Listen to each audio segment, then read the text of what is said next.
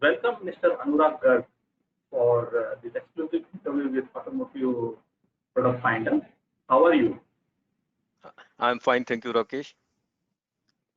Okay, so before we go into detailed discussion about Vitisco and its product and also what the future strategy of the company is, Mr. Anurag, can you just brief us about what Vitisco is all about and what this offering for Indian market is?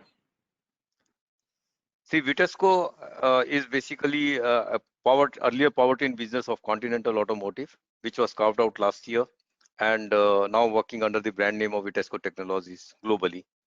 As far as India is concerned, we are focusing on all products which are related to powertrain again, which are, let's say, electronic control units, NOx sensors, high temperature sensors, and then there are other actuators, catalytic filters. So these are the different variety of the products what we are already doing here in India.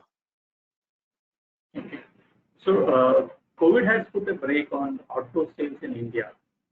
How did Yeah. Vitisco prepare for this challenge, and did it leverage on its international experience?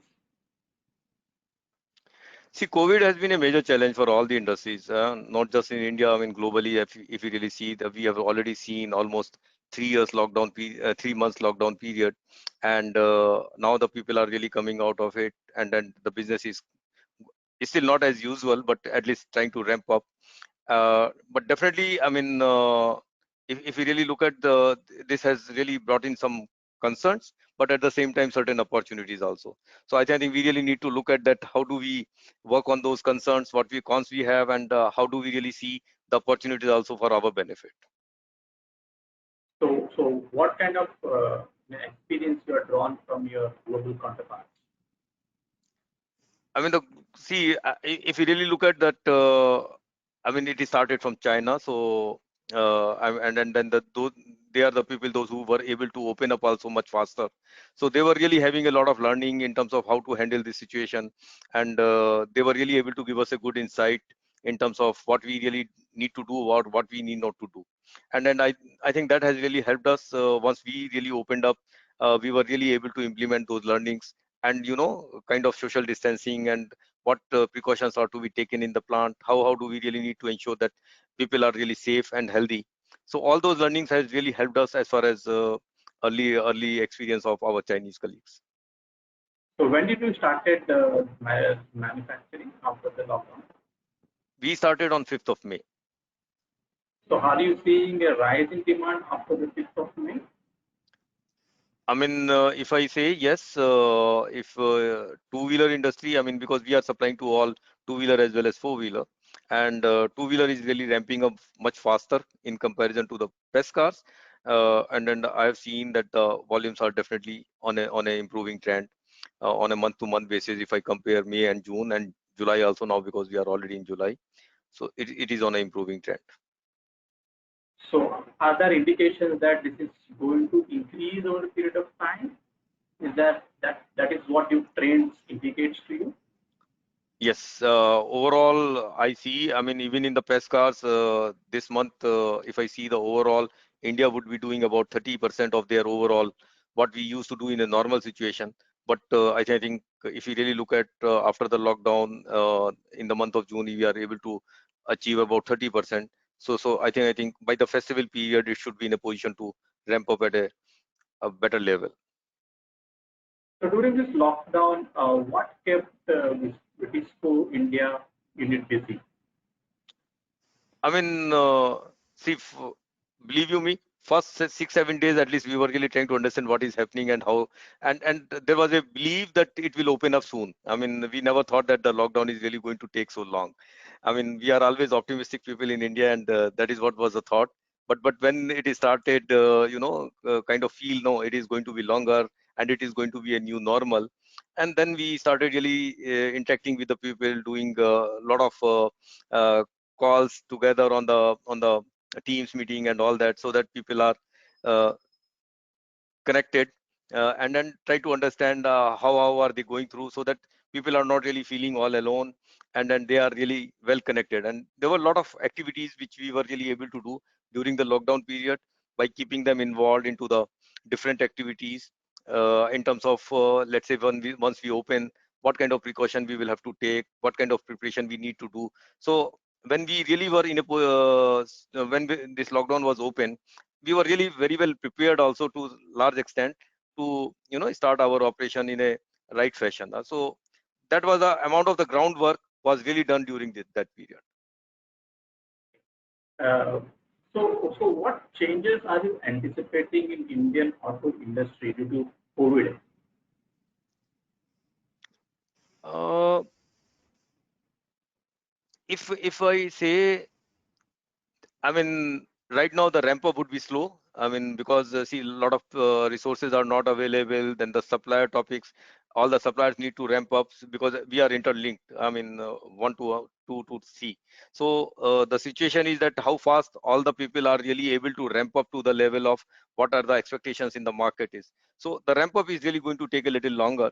Whereas all the people, those who have gone back to their original villages and all have already started coming back, but it still need to be there. So these are the things which are really going to impact as far as the overall market is concerned. But once things are more normal, because like everybody is saying, it is a new normal and we will have to really live with this situation, and it is not really going to go away. So I think we will also learn, and people will be having less fear in time to come and will start joining the work, which definitely will help the automotive industry to ramp up faster. So could you brief us about your Vigisco's new greenfield project in Pune? Sure. I mean, this is a state-of-the-art technology plant, and which is almost in the 20-acre land. And we started this plant activities last year in the month of January, when we had our groundbreaking ceremony. And here we are really going to focus on all BS6 related products to start with, and later on, once the electrification starts, we will definitely be supporting that business also from this location. So this is already operational, the unit This is, production. yeah, production has already started this year. So after this new project, what how much your capacity has increased? It is not about the capacity. I mean, see, as you know, this plant was mainly focused on the all BS6 launch, and we were really focusing on whatever the business were awarded to us during this period of time in the last 2-3 years when the BS6 was in under development. So we were also getting ourselves ready for developing the products to meet the market requirement, and I would like to say that we will be having, I mean, whatever the business is awarded to us, we will be able to meet those capacities. So in terms of electrification, what's the focus of Vigisco at present? At present, I mean, if I say the real focus at this point of time, because we were about to launch BS6 before the lockdown, as you know, 1st April was the due date. So still the major focus is because whatever we have invested to realize that business in the next months, years together, and of course, parallelly keep on working on the electrification, because electrification, I mean, will definitely come, and which we are quite optimistic.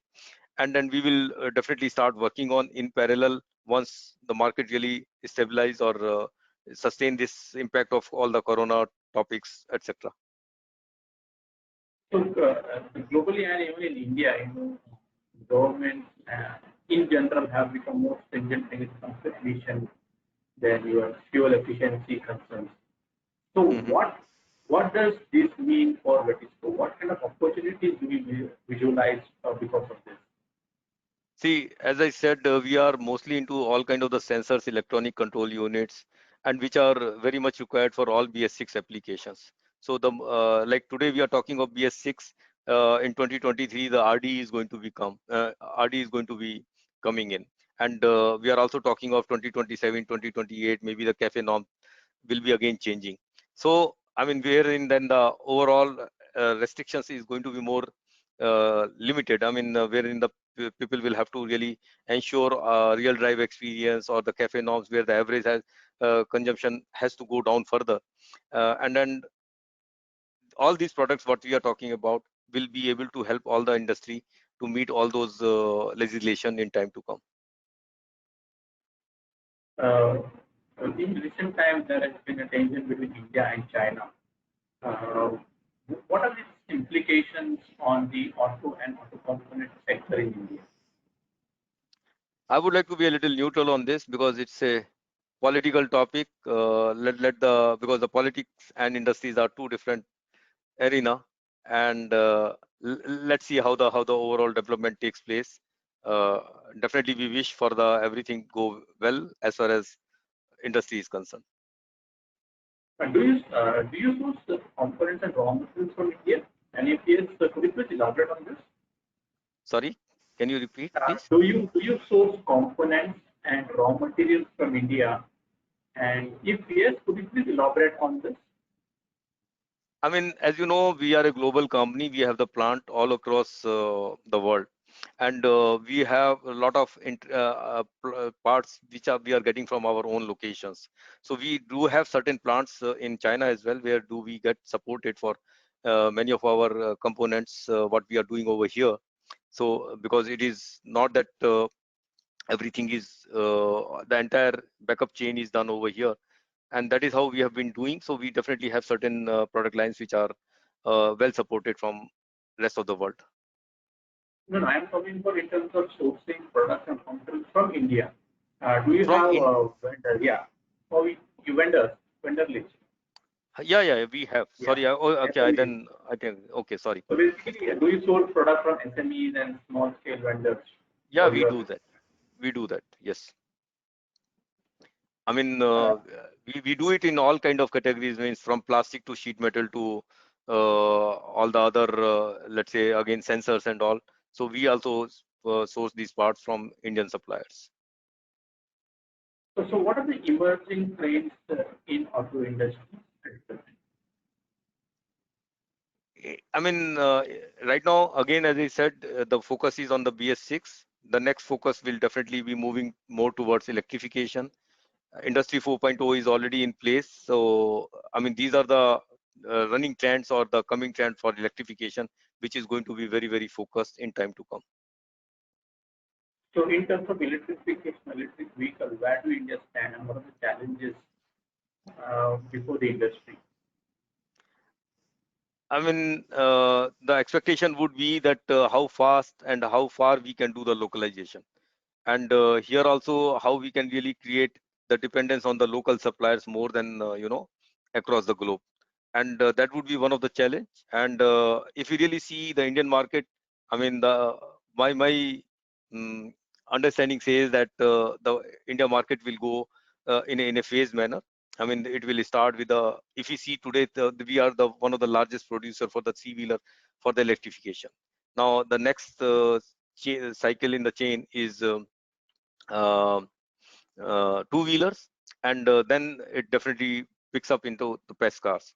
So I see that the next market which will definitely take quantum jump for the two-wheeler in the electrification. So finally, what are your growth plans for ISPO India, and how are you recalibrating your growth plans for India because of COVID-19? I mean, the overall prediction in the market is that what we were doing in 2019, 2020, it will again take 3 to 4 years to reach to the same volumes. I mean, if I talk in the global aspect. In India, I mean, we are still a growing country. I think I still think that we should grow much faster. I mean, we should not take that long, but we really need to wait how the market shapes up. But overall, if I see the last 2 months trend, uh, which is which is again too early to say, but if I see, I mean, the share mobility is going to fade for the time being, because the people are not really going to be very, very comfortable as far as the share mobility is concerned.